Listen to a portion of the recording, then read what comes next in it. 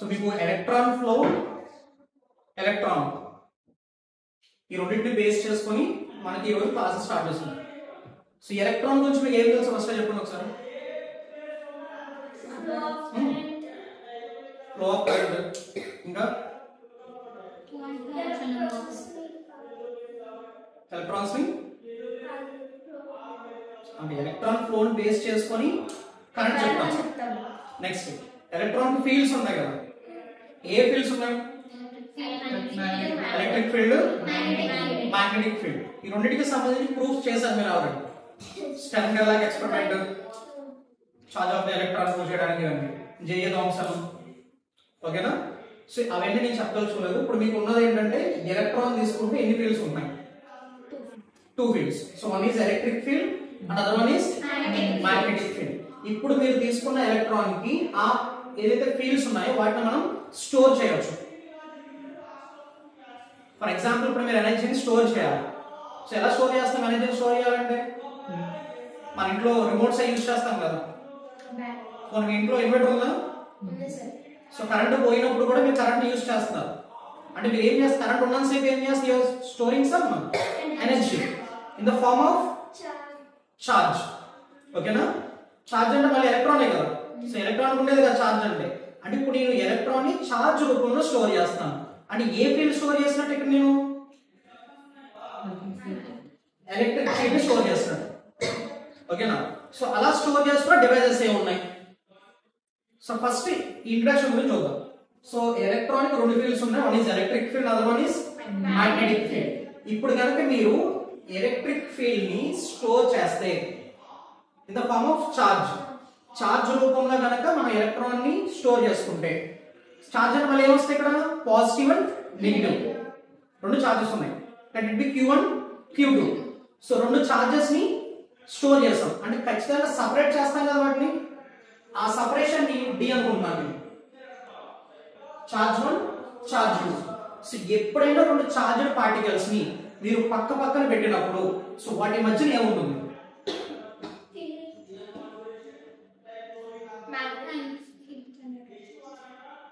Charged particle. నేను charged particle అని చెప్పేస్తాను నేను ఆల్రెడీ. ఆ చార్జెస్ ఏంటి? Positive charge and negative charge. Positive charge, negative charge పక్క పక్కన పెడితే ఏమవుతాయి? They will attract. Same charges అయితే రిపుల్ అవుతాయి. సో అంటే ఏమన్నట్టు? ఏదైనా మనం 2 చార్జెస్ తీసుకుంటే అన్నిటి మధ్య will be having some force of attraction or force of repulsion. దీన్ని మనం ఎక్కడ చదవం? Coulombs law. F directly proportional to Q1 Q2 by R square. R is the distance separated between the 2 charges. అంటే ఖచ్చితంగా charged particles ని పక్క పక్కన పెడితే కొంత ఫోర్స్ ఉంటుంది. ఓకేనా? సో ఇప్పుడు చూడండి, ఇక్కడ ఏం చేసాము? 2 చార్జ్డ్ పార్టికల్స్ ని సెపరేట్ చేసాం. అంటే ఇక్కడ నాకు ఏమున్నట్టు? This is the field. So మన చార్జెస్ ని స్టోర్ చేసాం. పాజిటివ్ చార్జ్, నెగిటివ్ చార్జ్ ని స్టోర్ చేసాం. ఇక్కడ నాకు ఫీల్డ్ ఉంది. ఆ ఫీల్డ్ ఏంటి? Electric field. అంటే మనం దేన్ని స్టోర్ చేస్తాం అక్కడ? ఎలక్ట్రిక్ ఫీల్డ్ స్టోర్ చేస్తాం. ఇలా స్టోర్ చేసే కాంపోనెంట్స్ ఏమంటాం? కెపాసిటర్స్. ఓకేనా? The components which are capable of storing energy in the form of electric field are known as capacitors. So దాని యొక్క సింబల్ అండి. Starting one symbol. యూనిట్స్ వచ్చేసి farads, denoted by letter C. So ఈ capacitor మనకి ఎలా ఉపయోగపడుతుంది? ఏదైనా ఒక సర్క్యూట్ లో మీరు ఈ కెపాసిటర్ ని ఉపయోగించి వోల్టేజ్ ని కాన్స్టెంట్ గా మెయింటైన్ చేయవచ్చు.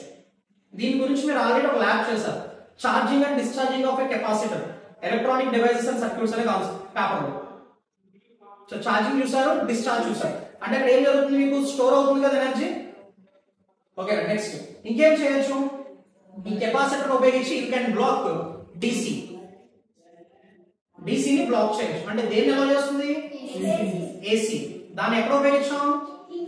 DC regulated power supply design చేస్తున్నప్పుడు CLC ఫిల్టర్ అండి. అక్కడ మీరు 2 కెపాసిటర్స్ తీసుకుంటారు. కెపాసిటర్ తో గ్రౌండ్ చేస్తాం. సో ఆ కాన్సెప్ట్ మనకి ఏమైంది? వస్తున్నటువంటి పల్సేటెడ్ DC లో ఎంతో కొంత AC ఉంటుంది కాబట్టి దాన్ని కెపాసిటర్ ద్వారా గ్రౌండ్ చేస్తాం. సో కెపాసిటర్ ద్వారా ఏం వెళ్తుంది గ్రౌండ్ కంటే? AC. అంటే దేన్ని బ్లాక్ చేస్తున్నట్టు? ఇది DC ని బ్లాక్ చేసి AC ని అలౌ చేస్తుంది. So sir applications. ఓకేనా? సో నెక్స్ట్ ఇప్పుడు మనం మ్యాగ్నెటిక్ ఫీల్డ్ రూపంలో స్టోర్ చేస్తే we call them as inductors, the components which stores energy in the form of magnetic field. So magnetic field రూపంలో స్టోర్ చేస్తే ఇండక్టర్స్ అన్నమాట, denoted by letter L. Units వచ్చేసి henry, ఇది వచ్చేసి సింబల్. సో ఇక్కడ ఏం జరుగుతుంది, మీరు ఇంటర్మీడియట్ లో చదివి ఉంటారు lens law, electromagnetic induction, Faraday's law of electromagnetic induction. ఓకేనా? సో ఒకసారి చూడండి,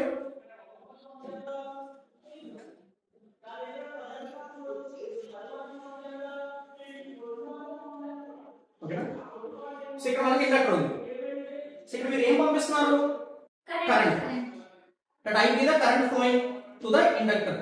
సో ఎప్పుడైతే మీకు కరెంట్ ఫ్లో అవుతుందో ఇండక్టర్ లో ఏం ఫామ్ అవుతుందండి, మ్యాగ్నెటిక్ ఫీల్డ్. ఎక్కడ ఫామ్ అవుతుంది, అరౌండ్ ద ఇండక్టర్. అదే కెపాసిటర్ లో అయితే between the plates. So capacitor లో అయితే ప్లేట్స్ మధ్యలో స్టోర్ అవుతుంది. ఇక్కడ వచ్చేసి మీకు మ్యాగ్నెటిక్ ఫీల్డ్ ఎక్కడ స్టోర్ అవుతుందండి, అరౌండ్ ద ఇండక్టర్. ఓకేనా? సో ఇక్కడ మీకు ఆల్రెడీ మ్యాగ్నెటిక్ ఫీల్డ్ ఫామ్ అయింది కదా. ఈ మ్యాగ్నెటిక్ ఫీల్డ్ ఫామ్ అవడానికి రీజన్ ఏంటి, లేదా ఎవరు కారణం? కరెంట్ అంటే ఫ్లో ఆఫ్ ఎలక్ట్రాన్. అంటే మనం ఇందులోకి కరెంట్ ను పంపిస్తున్నాం, అంటే ఎలక్ట్రాన్ అనేది లోపలికి వెళ్తుంది కాబట్టి అక్కడ మీకు మ్యాగ్నెటిక్ ఫీల్డ్ అనేది ఫామ్ అయింది. ఓకేనా? మరి ఎలక్ట్రాన్ ఆల్రెడీ మ్యాగ్నెటిక్ ఫీల్డ్ ఉంది కదా, మరి ఇక్కడ ఫామ్ అయిన మ్యాగ్నెటిక్ ఫీల్డ్ ఫర్దర్ గా ఫ్లో అవుతున్న ఎలక్ట్రాన్స్ ని డిస్టర్బ్ చేస్తాయి ఏమైనా? ఖచ్చితంగా చేస్తాయి. అంటే ఇక్కడ ఫామ్ అవుతున్న మ్యాగ్నెటిక్ ఫీల్డ్ ఈ ఇండక్టర్ నుంచి అవుట్పుట్ మీకు ఎంత కరెంట్ రావాలనేది డిసైడ్ చేస్తుంది. ఓకేనా? ఇక్కడ ఫామ్ అయిన మ్యాగ్నెటిక్ ఫీల్డ్ ఎవరిని అపోజ్ చేస్తుంది, కరెంట్. అంటే ఫ్లో ఆఫ్ ఎలక్ట్రాన్. అంటే ఇక్కడ మీకు ఫామ్ అయిన మ్యాగ్నెటిక్ ఫీల్డ్ దానికి కారణమైనటువంటి ఎలక్ట్రాన్ ని అపోజ్ చేస్తుంది. ఈ డెఫినేషన్ మనం ఎలా చెప్తున్నాం, which opposes the original cause of it, which opposes the original cause of it. దాన్ని మనం లెన్స్ లా అంటాం. ఇది మనం ఎలా రాస్తామంటే మీరు already రాస్తుంటారండి, E equals to minus L into d by dt of I. d by dt అంటే rate of change of current, inductance. ఇక్కడ మీకు మైనస్ ఏం చెప్తుంది, opposition for the flow of current. ఈ మొత్తం కాన్సెప్ట్ ఏమన్నాం, ఈఎంఎఫ్, ఈ స్మాల్ ఈ. ఓకేనా? దీన్ని మళ్ళీ ఎక్కడ ఉపయోగిస్తామంటే ట్రాన్స్ఫార్మర్స్ అన్న, ట్రాన్స్ఫార్మర్స్ లో ఉపయోగిస్తాం. మనకి ప్రైమరీ సెకండరీ కాయిల్ ఉంటుంది, అలాగే single phase motor, induction motor, DC motors, వీటన్నిటిలోనూ Faraday's law of electromagnetic induction ని యూజ్ చేస్తాం. సో ఈ కాన్సెప్ట్ లో మనం ఏమేమి చదవాలి అంటే types of capacitors. Capacitor types ఏంటి? సో మీకు కెపాసిటర్ తీసుకున్నా ఇండక్టర్స్ తీసుకున్నా 2 టైప్స్ ఉంటాయి, ఫిక్స్డ్, వేరియబుల్. ఫిక్స్డ్ అంటే బై మ్యానుఫ్యాక్చర్ ఏదైతే ఇచ్చాడో అదే వాల్యూ ఉంటుంది. వేరియబుల్ అంటే యూ కెన్ చేంజ్. ఓకేనా? ఒకవేళ ఇక్కడ మనం వేరియబుల్ కెపాసిటర్స్ గురించి మాట్లాడుకుందాం అనుకోండి, అంటే కెపాసిటెన్స్ ని మనం చేంజ్ చేసుకోవచ్చు. ఏ విధంగా?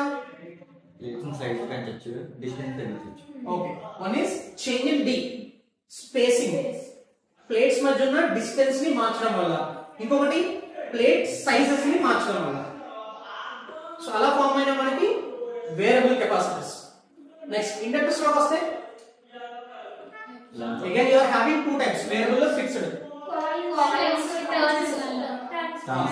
అంటే కోర్, మనం ఏదైతే కోర్ తీసుకుంటున్నామో iron core, ferrite core, air core inductor, 3 types ఉంటాయి. మీరు లోపల ఏదైతే మనం మీడియం తీసుకుంటున్నామో ఆ కోర్ ని బేస్ చేసుకుని ఇండక్టెన్స్ అనేది మారుతుంది. ఆ టైప్స్ కూడా చదవాలి. ఓకే, ఇప్పుడు మనం స్టోర్ అంటున్నాం, దాని నుంచి ఎలక్ట్రిక్ ఫీల్డ్ స్టోర్ చేసుకుంటుంది ఒక కాంపోనెంట్. ఎంత స్టోర్ అవుతుందండి, ఆ డెరివేషన్ చేయాలి. సో ఎంత స్టోర్ అవుతుందంటే half CV square for capacitor. So C అంటే కెపాసిటెన్స్, V అంటే వోల్టేజ్. ఇక్కడ నుంచి చెప్పొచ్చు మనం డైరెక్ట్ గా. సో కెపాసిటర్ వోల్టేజ్ కాన్స్టెంట్ గా మెయింటైన్ చేస్తుంది. నెక్స్ట్ ఇక్కడికి వచ్చేసినప్పటికి ఇండక్టర్ L ఎవరిని కాన్స్టెంట్ గా మెయింటైన్ చేస్తుంది, కరెంట్. అంటే ఫార్ములా మనకి ఏమవుతుంది, Li లో రావాలి. ఎంత ఉంటుందంటే half Li square. So inductor maintains current constant. ఎవరిని బ్లాక్ చేస్తుందండి ఇది, అంటే ఎవరిని ఎలా చేస్తుంది? డీసీని ఎలా చేస్తుంది అంటే ఇప్పుడు మనం సింపుల్ గా ఎలక్ట్రిక్ ఫీల్డ్ ని స్టోర్ చేసుకునే కాంపోనెంట్స్ కెపాసిటర్ అంటాం. ఈ capacitor 2 types, variable, fixed. Next ఈ కెపాసిటర్ ని యూస్ చేయడం వల్ల మనం వోల్టేజ్ ని కాన్స్టెంట్ గా మెయింటైన్ చేయొచ్చు. And you can block DC. ఎంత స్టోర్ అవుతుందంటే హాఫ్ CV². ఇండక్టర్స్ వస్తే హాఫ్ LI². క్లియర్ అండి? ఇక్కడ దాకా మనం ఎలక్ట్రాన్ గురించి మాట్లాడుకుంటాం. ఎలక్ట్రాన్ మూవ్ అయితే రెండు విధాలుగా మూవ్ అవ్వచ్చు. So one is to and fro, another one is uni direction. అంటే ఒకే డైరెక్షన్ లో మీకు ఎలక్ట్రాన్స్ కనుక ఫ్లో అయితే ఏ విధంగా ఉంటుంది? To and fro, pendulum motion లో మూవ్ అయితే మీకు అలా ఉంటుంది. సో ఒకసారి చూడండి అక్కడ. సో ఎలక్ట్రాన్ ఫ్లో అంటే ఏంటి? Current. Flow of electron is nothing but current. ఇప్పుడు మనం కరెంట్ ని కూడా ఎక్స్ప్లెయిన్ చేయాలి. సో కరెంట్ ఎన్ని టైప్స్ అంటే? 2 types. ఏంటవి? Alternating current, direct current. ఈ ఆల్టర్నేటింగ్ డైరెక్ట్ కరెంట్స్ ఎలా వచ్చాయి మనకి? Depending on electron flow. మీరు తీసుకున్నటువంటి ఎలక్ట్రాన్ కండక్టర్ లో టు అండ్ ఫ్రో మోషన్ లో మూవ్ అయితే అలా ఫామ్ అయిన కరెంట్ ని ఆల్టర్నేటింగ్ కరెంట్ అని పిలుస్తాం. అలా కాకుండా ఎలక్ట్రాన్ ఒక పాయింట్ నుంచి ఇంకో పాయింట్ కంటిన్యూగా ఒకే డైరెక్షన్ లో మూవ్ అయితే we call it as direct current. ఓకేనా? ఇప్పుడు ఈ రెండిట్లో ఏ కరెంట్ ను మనం స్టోర్ చేసుకోగలం? DC. ఎందుకంటే ఒక పాయింట్ లో స్టోర్ చేసుకుని ఒక పాయింట్ మనం ఈజీగా పంపించవచ్చు. టు అండ్ ఫ్లో లో ఇప్పుడు ముందు వెనక్కి కదులుతూ ఉంటుంది కాబట్టి మనం దాన్ని స్టోర్ అయితే చేయలేం. ఓకేనండి? సో ఇప్పుడు చూడండి, టు అండ్ ఫ్లో లో మూవ్ అయితే AC కరెంట్ అంటాం. ఏ వేవ్ ఫామ్ అవుతుందంటే సైన్ వేవ్. నెక్స్ట్ సో ఈ దీనికి సంబంధించి ఏమేమి చదువుతాం మనం? AC generator. అంటే AC కరెంట్ ని కూడా మనం జనరేట్ చేయాలి కదా. అలా AC కరెంట్ ని జనరేట్ చేసేదాన్ని జనరేటర్ అంటాం. So what is mean by generator and motor? Motor కి జనరేటర్ కి డిఫరెన్స్ ఏంటి?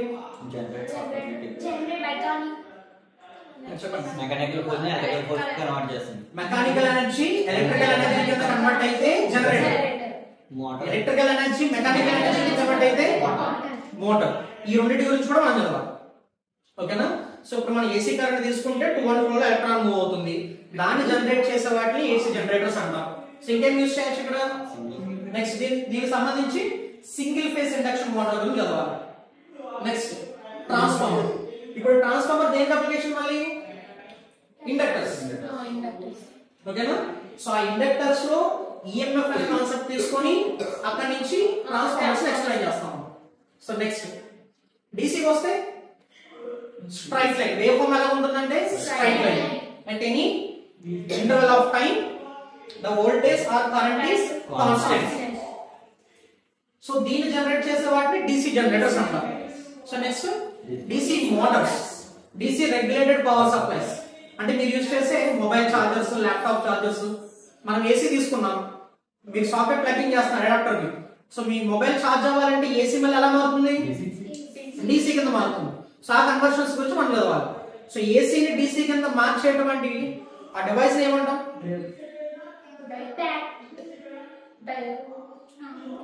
AC to DC rectifiers. ఓకేనా? రెక్టిఫైర్స్ అంటాం. సో డయోడ్ అనేది కరెక్టే. అక్కడ మీకు ఏమవుతుంది? ఎన్ని డయోడ్స్ యూజ్ చేస్తున్నారు మీరు అంటే AC ని మనం చేంజ్ చేయాలనుకుంటున్నాం. AC లో మీకు సైన్ వేవ్ ఉంది కదా, అంటే 2 వేవ్స్ ఉన్నాయి. 2 వేవ్స్ ని మీరు మోడిఫై చేస్తున్నారు, సింగిల్ వేవ్ మోడిఫై చేస్తున్నారు. సింగిల్ వేవ్ మోడిఫై చేస్తే half wave rectifier, 2 waves modify చేస్తే ఫుల్ వేవ్ రెక్టిఫైర్. ఎఫిషియన్సీ కొంచెం ఎక్కువ కావాలంటే బ్రిడ్జ్ రెక్టిఫైర్. ఓకేనా? క్లియర్ ఎక్కడ దాకా? సో వాటి గురించి అయితే మనం చదవాలి. నెక్స్ట్ ఈ DC ని మనం స్టోర్ చేయవచ్చు. DC రెగ్యులేటెడ్ పవర్ సప్లై అంటే ట్రాన్స్ఫార్మర్ ని ఉపయోగించి ఫస్ట్ మనం DC ని డిజైన్ చేస్తాం. ఓకేనా? దాంట్లో ఏదో డ్రాబ్యాక్ ఉందో ఆ డ్రాబ్యాక్ ని సాల్వ్ చేయడానికి ఇంకా కాంపాక్ట్ గా రావడానికి ఏం చేస్తాం? going to use SMPS, switch mode power supply. ఓకేనా? అంటే ట్రాన్సిస్టర్స్ గురించి మీరు ఆల్రెడీ ప్రీవియస్ సెమిస్టర్ లో చదివారు. ట్రాన్సిస్టర్స్, ఆ ట్రాన్సిస్టర్ ని ఎలా యూజ్ చేయొచ్చు మనం? can use it as both switch amplifier. So transistor ని స్విచ్ కింద యూజ్ చేసి SMPS ని డిజైన్ చేస్తాం. ఓకేనా? So next one battery. ఈ DC మనం స్టోర్ చేయొచ్చు కదా. సో స్టోర్ చేసుకున్న డివైస్ ఏంటంటే బ్యాటరీ. ఇవన్నీ కూడా మనం చదవాలి. ఓకేనా? ఇప్పుడు మీకు కాంపోనెంట్స్ అర్థమైనాయి కదా. రెసిస్టర్ అన్నాను, ఇండక్టర్ అన్నాను, కెపాసిటర్ అన్నాను, డయోడ్ అన్నాను, ట్రాన్సిస్టర్స్ అంటున్నాను. ఏదైనా మనం ఒక ఎలక్ట్రానిక్ సర్క్యూట్ తీసుకుంటే అందులో మనకి 2 టైప్స్ ఆఫ్ కాంపోనెంట్స్ ఉంటాయి. ఏంటంటే అవి పాసివ్, యాక్టివ్. సో ఒకసారి చూడండి, ఇక్కడ ఎలక్ట్రానిక్ సర్క్యూట్ తీసుకుంటే యాక్టివ్, పాసివ్ కాంపోనెంట్స్ ఉంటాయి. యాక్టివ్ కాంపోనెంట్స్ అంటే the components that are capable for processing and amplification. Easy గుర్తుపెట్టుకోండి. Active starts with A, amplification starts with A. ఏ కాంపోనెంట్స్ అయితే మీకు యాంప్లిఫికేషన్ ఉపయోగపడతాయో ఆ కాంపోనెంట్స్ ని యాక్టివ్ కాంపోనెంట్స్ అంటాం. సో మీకు యాంప్లిఫికేషన్ చేయాలి, they need some external source. ఓకేనా? ఇప్పుడు ట్రాన్సిస్టర్ ఉంది, యాంప్లిఫై చేయాలంటే బయాసింగ్ చేయాలి కదా మనం. డయోడ్ ఉంది, వర్క్ అవ్వాలంటే బయాసింగ్ చేయాలి కదా అక్కడ. అంటే ఎక్స్టర్నల్ సోర్స్ ఇస్తున్నట్టే కదా దానికి. సో అలా మీరు ఎక్స్టర్నల్ సోర్స్ ఇచ్చి ఏదైనా ఒక సర్క్యూట్ లో కాంపోనెంట్స్ ఉపయోగిస్తే ఆ కాంపోనెంట్స్ ని యాక్టివ్ కాంపోనెంట్స్ అంటాం. మరి పాసివ్ కాంపోనెంట్స్ అంటే they don't need any external source. Inductor ఉంది, సో కరెంట్ ఇచ్చారు, మీకు మ్యాగ్నెటిక్ ఫీల్డ్ ఫామ్ అవుతుంది. అందులో ఎక్స్టర్నల్ సోర్స్ ఏమి ఇస్తున్నారు దానికి? లేదు కదా. ఇంకా సింపుల్ చెప్తాను చూడండి. ఒక ట్రాన్సిస్టర్ యాంప్లిఫైయర్ కింద యూజ్ చేయాలి, అవునా? ఎన్ని కాన్ఫిగరేషన్స్ యూజ్ చేయొచ్చు? Common base, common emitter, common collector. So input లో ఒక సోర్స్ ఇస్తాం, అవుట్పుట్ లో ఒక సోర్స్ ఇస్తాం, అంతేనండి. కామన్ ఎమిటర్ యూజ్ చేస్తాం అనుకో. కామన్ ఎమిటర్ క్యారెక్టరిస్టిక్స్ మీరు చదివారు ఆల్రెడీ. కామన్ ఎమిటర్ కాన్ఫిగరేషన్ ఏం చేస్తాం? బయాసింగ్ చేస్తాం. Input is always forward bias, output is always reverse bias. అంటే 2 సోర్సెస్ ఇస్తున్నట్టు కదా అక్కడ. ఎక్స్టర్నల్ సోర్స్ ఇస్తాం. మరి ఇక్కడ ఇండక్టర్ తీసుకుంటే ఎక్స్టర్నల్ సోర్స్ ఇస్తున్నారా? ఒకటే మనం ఇచ్చేది. దానివల్ల మీకు మ్యాగ్నెటిక్ ఫీల్డ్ ఫామ్ అవుతుంది.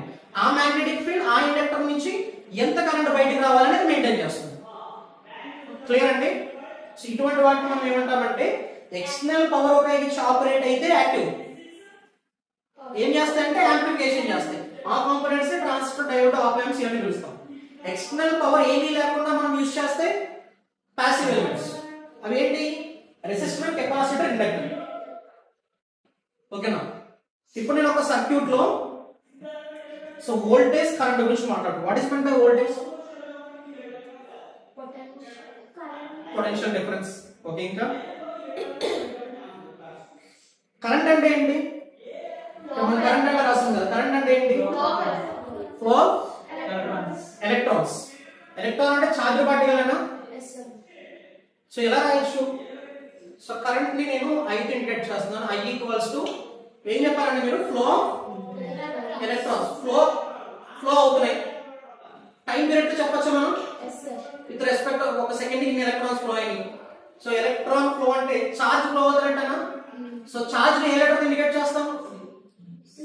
Q. T అనే టైంలో Q అనే ఛార్జ్ పార్టికల్స్ మూవ్ అవుతున్నాయి, ఆ ఫ్లో అవుతున్నాయి. దాన్ని మనం కరెంట్ అని పిలుస్తాం. ఇప్పుడు Q అనే ఛార్జ్ పార్టికల్ మూవ్ అవడానికి మీరు ఏం చేయాలి? ఇది ఒక ఛార్జ్ పార్టికల్ అనుకుందాం. ఎంత ఫోర్స్ అయితే ఇది పాయింట్ A దగ్గర ఉంది, ఇది పాయింట్ B. సో ఇక్కడ నుంచి ఇక్కడికి రావాలి. సో నేను ఎటువంటి ఫోర్స్ అప్లై చేయకుండా రమ్మంటే వచ్చేస్తుందా? సేమ్ చేయాలి. మీరు అప్లై సమ్ ఫోర్స్. ఫోర్స్ దేనికి అప్లై చేస్తున్నారు మీరు? ఎలక్ట్రాన్. అంటే ఏం మూవ్ అవడానికి? ఛార్జ్ మూవ్ అవడానికి. ఎంత ఫోర్స్ అప్లై చేస్తున్నానంటే F అనే ఫోర్స్ అప్లై చేస్తున్నాను. ఎందుకు అంటే Q అనే ఛార్జ్ మూవ్ అవడానికి. సో దీన్నే మనం పొటెన్షియల్ డిఫరెన్స్ ఆర్ వోల్టేజ్ అని పిలుస్తాం. ఓకేనా? ఇప్పుడు మీరు రెండింటిని మల్టిప్లై చేయండి ఒకసారి. V into I చేస్తే ఏమవుతుంది? Q by T into F by Q which is equals to F by T. So F అంటే ఫోర్స్ కదా. మనం ఫోర్స్ ఇచ్చామంటే వర్క్ జరిగినట్టేనా? సో దాన్ని నేను వర్క్ కింద మార్చుకోవచ్చా? అంటే F ని W తో రీప్లేస్ చేస్తా. Work done per unit time అంటే పవర్. సో మనకి ఏమొస్తుంది? పవర్. ఎక్కడ యూస్ చేస్తామంటే దీన్ని? బ్యాటరీస్.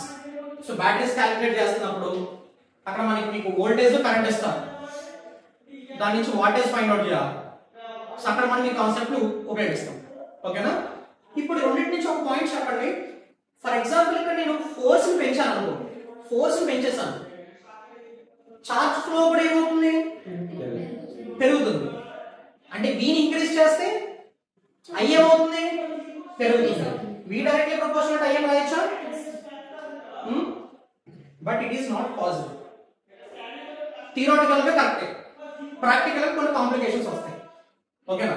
ఇప్పుడు ఎలక్ట్రాన్ ఎక్కడ ఫ్లో అవుతుంది మీకు? ఇప్పటిదాకా నేను చెప్పలేదు ఎలక్ట్రాన్ ఫ్లో అనుకున్నాను. ఎలక్ట్రాన్స్ ఎందులో ఫ్లో అవుతాయి? కండక్టర్. కండక్టర్నా? సో కండక్టర్ లో ఏ ఎలక్ట్రాన్ ఫ్లో అవుతుంది? ఏ ఎలక్ట్రాన్ ఫ్లో అవుతుంది? Conductor is a metal. For example aluminium తీసుకోండి. ఎలక్ట్రానిక్ కాన్ఫిగరేషన్ అటామిక్ నెంబర్ ఎంత? 13. 1s2 2s2 2p6 3s2 3p1. So ఏదైతే మీకు అవుటర్ మోస్ట్ ఎలక్ట్రాన్ ఉంటుందో, అవుటర్ మోస్ట్ ఎలక్ట్రాన్ ఏమవుతుంది? Which is weekly bounded with the nucleus. So force of attraction అనేది తక్కువగా ఉంటుంది. So మీరు కొంచెం ఎనర్జీ ఇచ్చేటప్పటికే ఆ ఎలక్ట్రాన్ అక్కడి నుంచి బయటకు రావడానికి ఈజీగా ట్రై చేస్తుంది, అంటే ఈజీగా బయటకు వస్తుంది.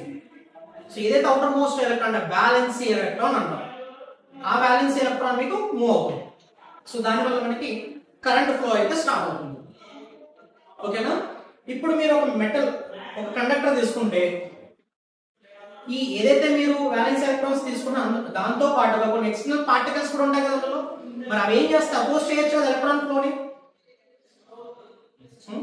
ఇంకా సింపుల్ గా చెప్తాను. మీరు ఒక ట్రైన్ లో ట్రావెల్ అవుతున్నారు, ట్రైన్ కంపార్ట్మెంట్ మొత్తం ఖాళీగా ఉంది, అన్ని కంపార్ట్మెంట్స్ ఇంటర్లింక్ అయి ఉన్నాయి, మీరు తప్ప ఇంకెవ్వరు లేరు.